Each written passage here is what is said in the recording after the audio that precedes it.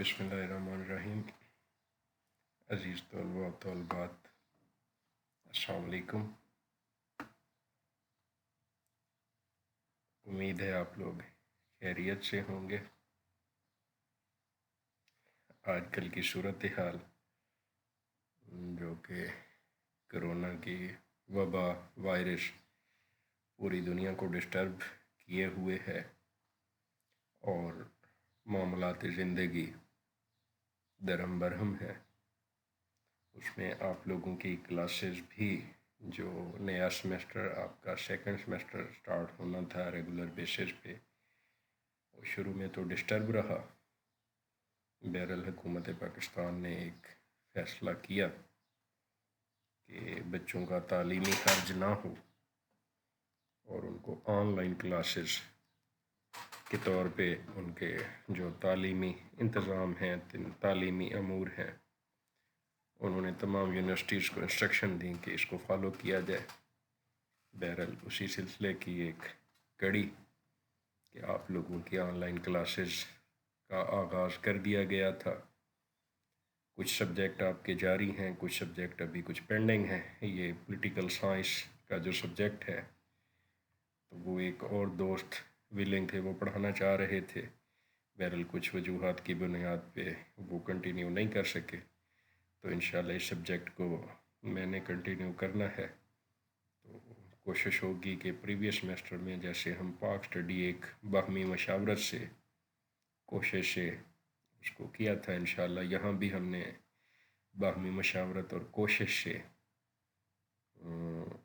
इस सब्जेक्ट के जितने भी गोल हैं, इसकी जो कोर्स आउटलाइन है, कुछ आप लोग असाइनमेंट करेंगे, कुछ मैं प्रेजेंटेशन तैयार करके आप लोगों से शेयर करूँगा और इंशाल्लाह गए बगए हमारे जो भी मसाइल होंगे एक दूसरे से शेयर करते रहेंगे।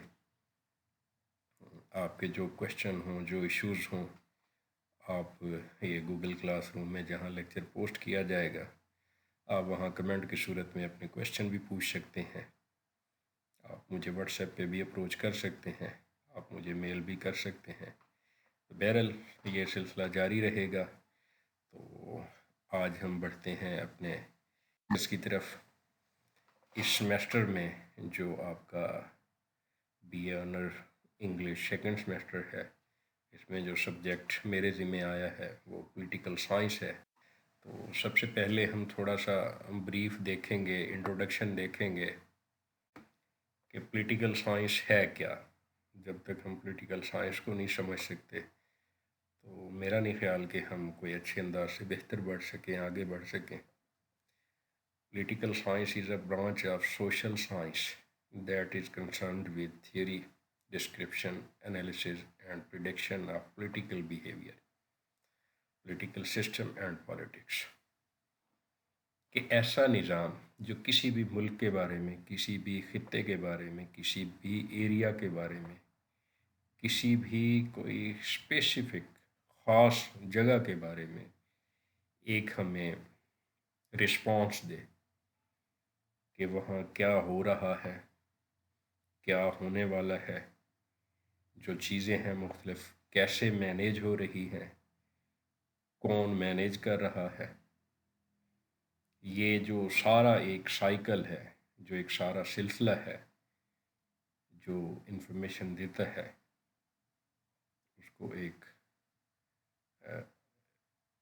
पॉलिटिकल कंसर्न कहते हैं। और जो वहाँ के पॉलिटिकल बिहेवियर दे और पॉलिटिक्स के बारे में बताए, उसे पॉलिटिकल साइंस कहते हैं।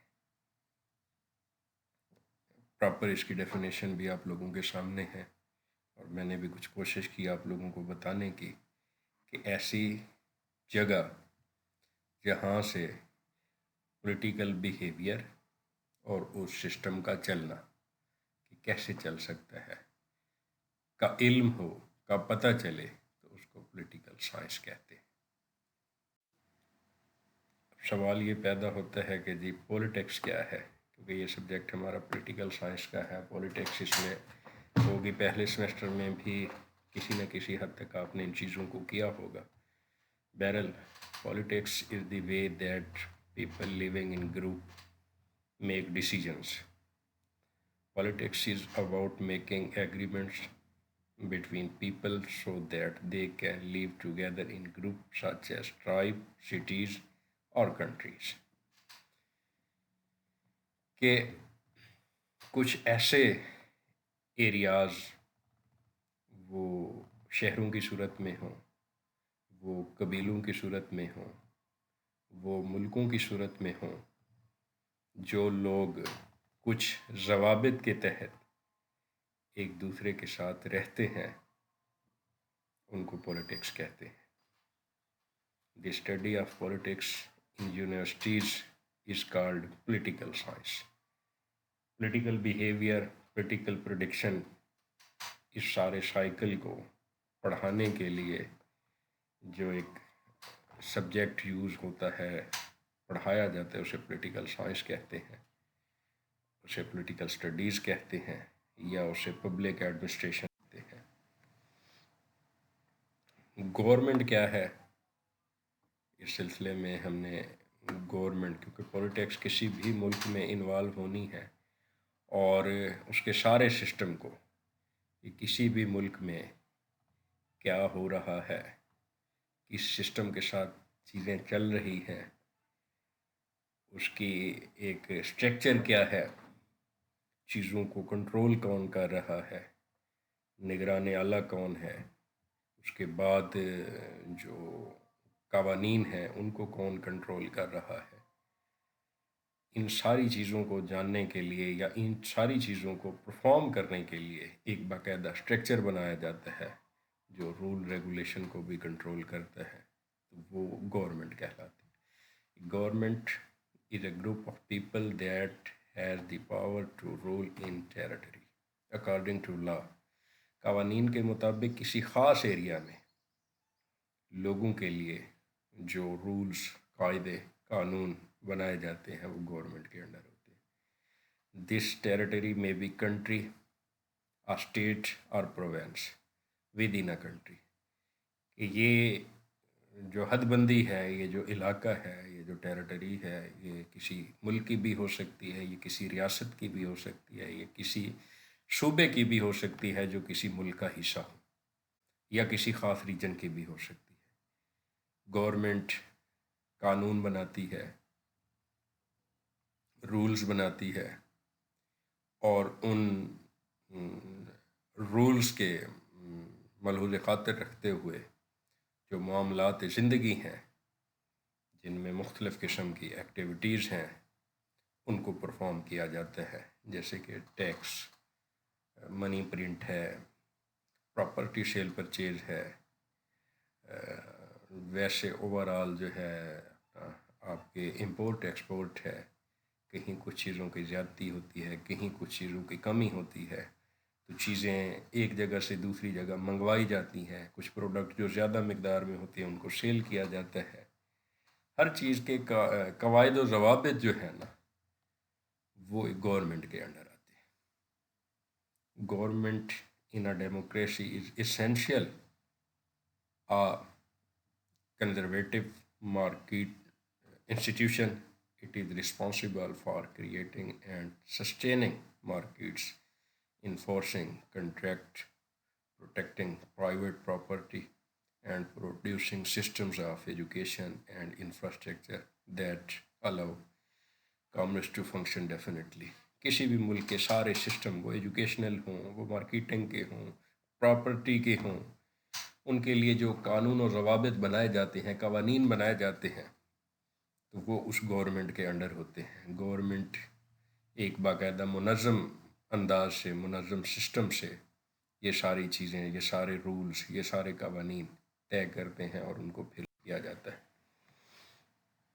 یہ گورنمنٹ کی ٹائپس کتنی طرح کی ہوتی ہیں یہ ہم نے تھوڑا ڈسکس کرنا ہے. سب سے پہلے یہ سلائیڈ آپ کے سامنے آ رہی ہے. Government types. Republic, government whose authority is based on citizens vote which are represented by elected or nominated officials chosen in free elections. کہ الیکشن کے ذریعے کچھ لوگوں کو جو کسی بھی ملک کی عوام الناس، شہری کہہ لیں، سٹیزنز کہہ لیں، وہ ووٹ کے ذریعے نمائندگان کو سلیکٹ کرتے ہیں اور وہ پھر ملکی معاملات کو، ملکی امور کو سر انجام دیتے ہیں، تو ایسی گورنمنٹ کو ریپبلک کہتے ہیں۔ نیکسٹ اس کے بعد جو آنی ہے ڈیموکریسی اور ریپبلک گورنمنٹ اسٹرکچر میں مائنر سا فرق ہے۔ تو ڈیموکریسی بھی یہی چیز ہے کہ جی جہاں لوگوں کے عام سٹیزن جو ہے، جو ایک عام شہری ہے، وہ اپنے ووٹ کے ذریعے گورنمنٹ جو ہے، گورنمنٹ کے نمائندے جو ہیں وہ سلیکٹ کرتے ہیں۔ گورنمنٹ پھر ان نمائندوں کا احتساب بھی کرتی ہے کہ کیا وہ ٹھیک جا رہے ہیں، کیا وہ بہتر انداز سے کام کر رہے ہیں۔ اگر کام نہیں کر رہے، عدم اعتماد کی تحریک جو ہے وہ بھی چلائی جا سکتی ہیں، ان کو ریموو بھی کیا جا سکتا ہے۔ مطلب عوام اور ان کے ریپرزینٹر جو ہیں ان میں ایک باہمی ربط موجود ہوتا ہے، اور عوام الناس کے ذریعے ہی یہ لوگوں کو منتخب کیا جاتا ہے، رولز ڈیزائن کیے جاتے ہیں۔ مطلب آپ ایسا کہہ سکتے ہیں کہ ڈفرینٹ رولز جو مختلف لوگوں کے لیے ہوں، لوگوں کے بنائے ہوئے ہوں، کہ لوگوں نے ہی بنائے ہوئے ہوں، آگے پھر لوگوں کو ذمہ داری دی ہے، اور وہ پھر آگے کے لوگوں کے لیے ذمہ داری، جیسے ہم ووٹ کے ذریعے اپنے نمائندے سلیکٹ کرتے ہیں، پھر وہ بیٹھ کے اس ملک میں جو انتظامی امور ہوتے ہیں، جو وہ قانون کے لحاظ سے ہوں، وہ پراپرٹی کے لحاظ سے ہوں، وہ رہائش کے لحاظ سے ہوں، وہ سیل پرچیز کے لحاظ سے ہوں، وہ مارکیٹنگ کے لحاظ سے ہوں، جو بھی ہوں گے وہ ان کے لیے پھر عوام الناس کے لیے وہ رولز، قاعدے، ضوابط، یہ ساری چیز وہ فائنل کرتے ہیں۔ اس کو ڈیموکریسی کہتے ہیں۔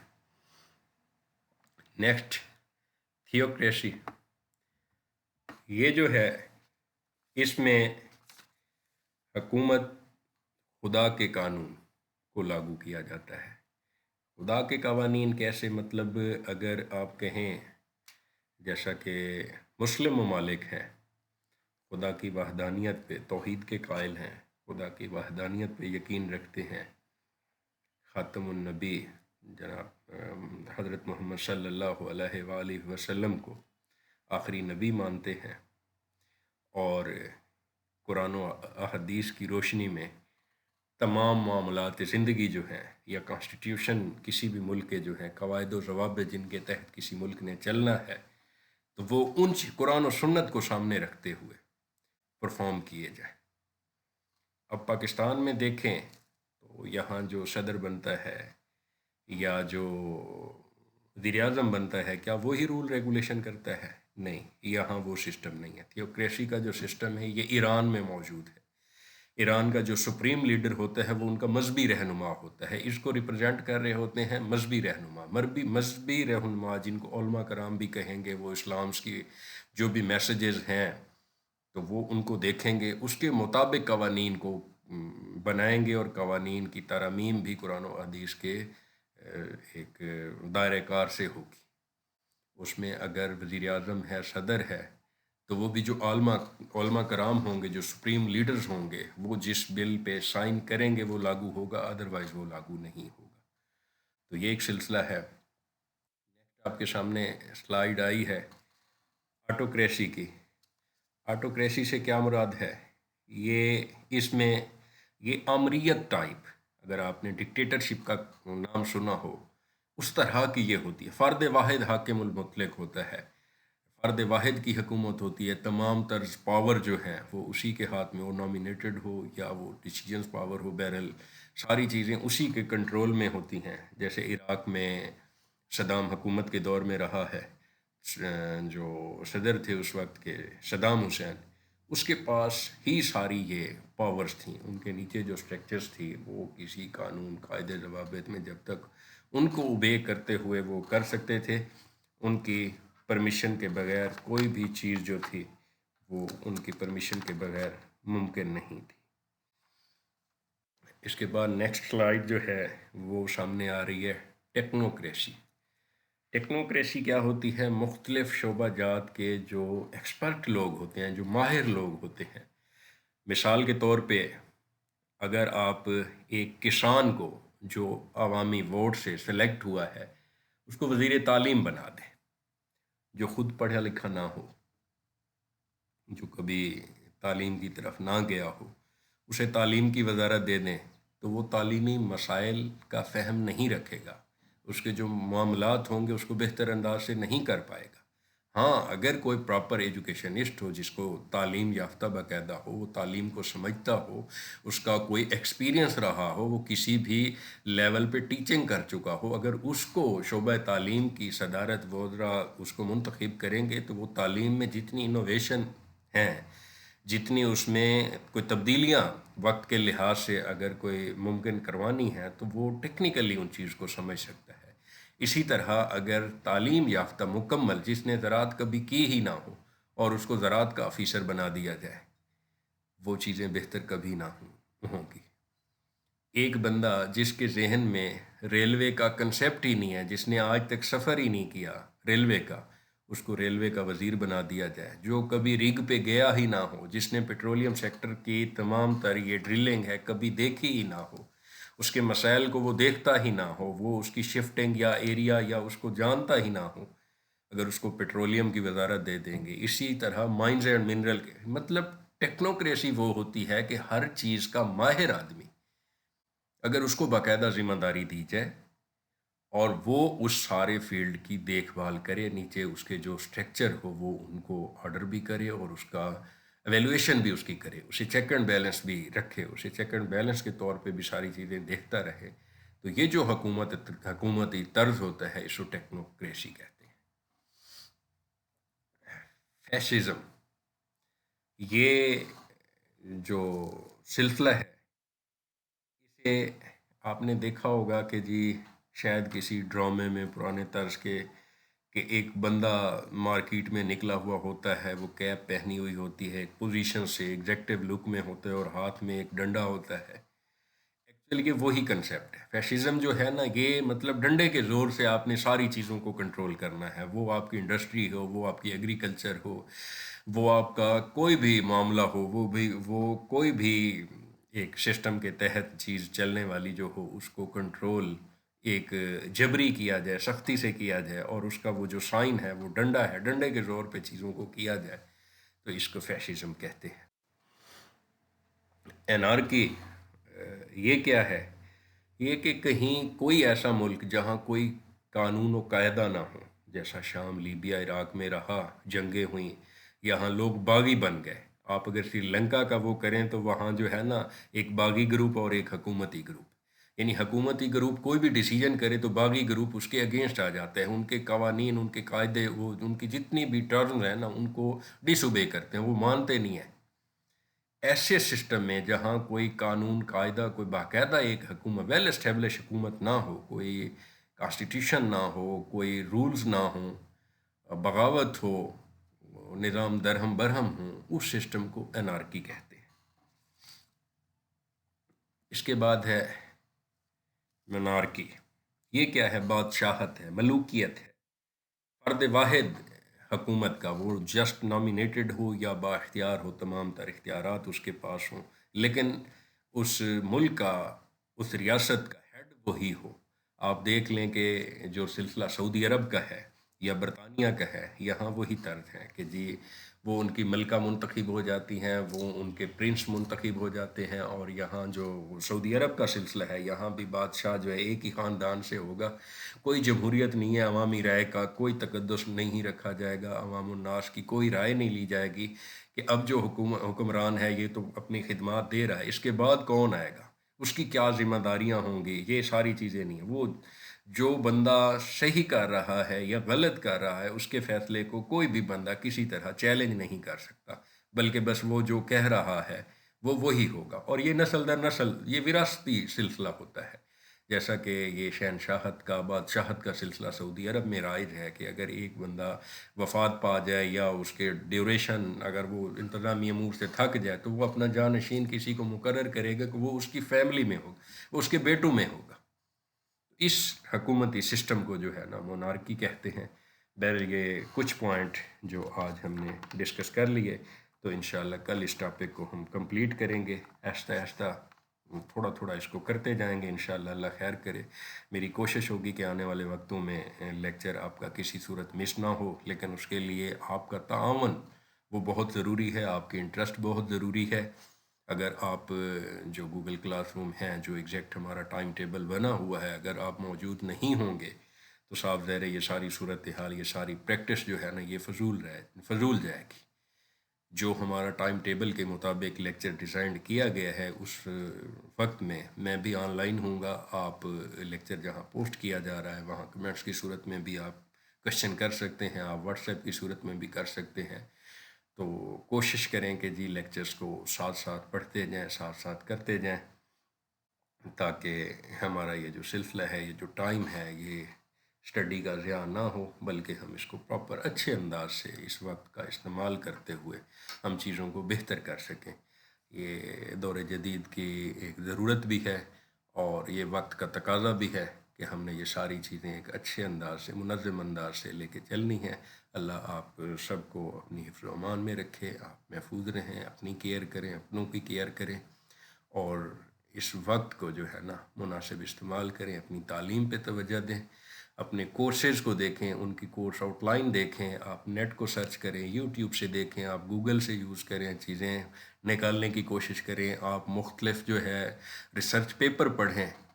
اگر یہ ہیبٹ آپ بنا لیں گے تو یقین مانیں آپ کی منزل جو ہے آپ سے قطعاً دور نہیں ہوگی، اور آپ اپنے ٹارگٹ چھوٹے نہیں رکھ سکتے کہ بڑھ کے، بلکہ آپ دنیا کو ایک اور نظر سے دیکھیں گے، آپ ایک بلندی کی نظر سے دیکھیں گے، آپ ایک روشنی کی نظر سے دیکھیں گے۔ بہرحال اللہ آپ کا حامی و ناصر ہو۔